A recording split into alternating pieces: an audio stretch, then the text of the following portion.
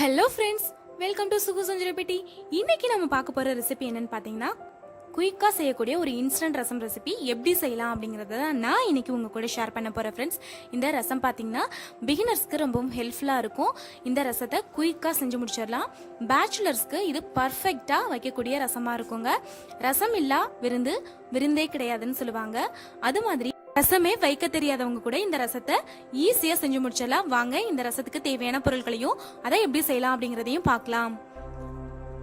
இந்த இன்ஸ்டன்ட் ரசத்துக்கு நான் 1 டீஸ்பூன் அளவு சீரகம் எடுத்திருக்கேன், 1 டீஸ்பூன் மிளகு, 5 பல் பூண்டு எடுத்திருக்கேன், 1 தக்காளி கட் பண்ணி எடுத்து வச்சிருக்கேன், 1/2 டீஸ்பூன் மஞ்சள் தூள் எடுத்திருக்கேன், 1 எலுமிச்சை அளவு புளி எடுத்து ஊற வச்சு எடுத்து வச்சிருக்கேன், 1/4 டீஸ்பூன் பெருங்காயத்தூள், தாளிக்கிறதுக்கு 1 காஞ்ச மிளகாய் எடுத்திருக்கேன், கருவேப்பிலை, தேவையான அளவு கொத்தமல்லி எடுத்திருக்கேன், 1 டீஸ்பூன் கடுகு, தேவையான அளவு உப்பு, தாளிக்கிறதுக்கு எண்ணெய்.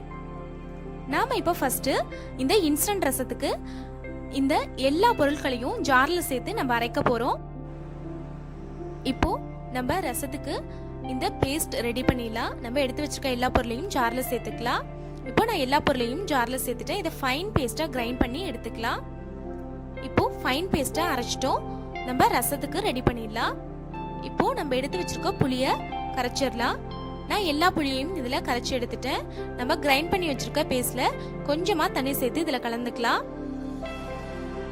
ரசம் நம்மளுக்கு எவ்வளவு தேவையோ அந்த அளவுக்கு தண்ணீர் சேர்த்து கலந்துக்கலாம். இதுல நம்ம எடுத்து வச்சிருக்க மஞ்சள் தூள் சேர்த்துக்கலாம். 1/4 டீஸ்பூன் பெருங்காயத்தூள் சேர்த்துக்கிறேன். இந்த ரசத்துக்கு தேவையான உப்பையும் இதுல சேர்த்துக்கலாம். கொத்தமல்லி தலையும் சேர்த்து நல்லா கலந்து விட்டுறலாம். இப்ப நம்மளோட இன்ஸ்டன்ட் ரசம் ரெடி பண்ணிட்டோம். இதுக்கு நம்ம இப்ப தாளிச்சு விட்டுறலாம். கடாய் வச்சுட்டு 1 டீஸ்பூன் அளவு எண்ணெய் சேர்த்துக்கிறேன். எண்ணெய் நல்லா காஞ்சதும் 1 காஞ்ச மிளகாய் சேர்த்துக்கிறேன். மிளகாய் நல்லா செவந்துருச்சு. இதுல 1 டீஸ்பூன் அளவு கடுகு சேர்த்துக்கலாம். கடுகு நல்லா பொரிஞ்சதும் கருவேப்பிலையை சேர்த்துக்கலாம். அடுத்ததா நம்ம கரைச்சி வச்சிருக்க ரசக்கலவையை இதுல சேர்த்துக்கலாம்.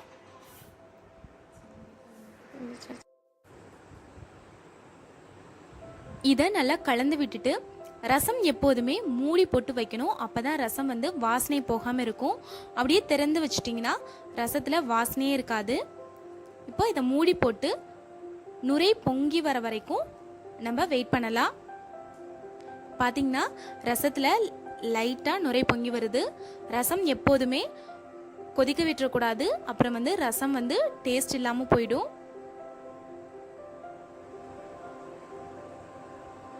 இப்போ பாத்தீங்கன்னா நல்லா பொங்கி வந்துருச்சு.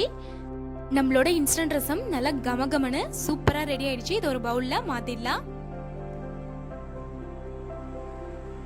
இன்னைக்கு பாத்தீங்கன்னா இன்ஸ்டன்டா செய்யக்கூடிய ஒரு ரசம் ரெசிபி நான் இன்னைக்கு உங்க கூட ஷேர் பண்ணிருக்கிறேன் ஃப்ரெண்ட்ஸ். இந்த இன்ஸ்டன்ட் ரசம் பாத்தீங்கன்னா குயிக்கா செஞ்சு முடிச்சிட்டோம்.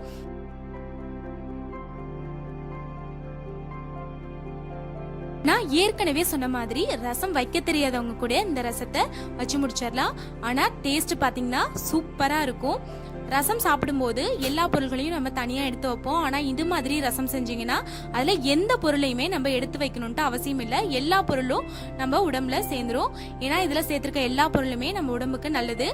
இந்த ரசத்துக்கு மிளகு மட்டும் கொஞ்சம் அதிகமா சேர்த்து செஞ்சீங்கன்னா நல்லா டேஸ்டியா இருக்கும்.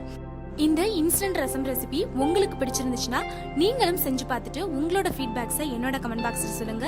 என்னோட அப்கமிங் ரெசிபிஸ் நீங்க பார்க்கணும்னு நினைச்சீங்கன்னா என்னோட சேனலை லைக் பண்ணுங்க, ஷேர் பண்ணுங்க.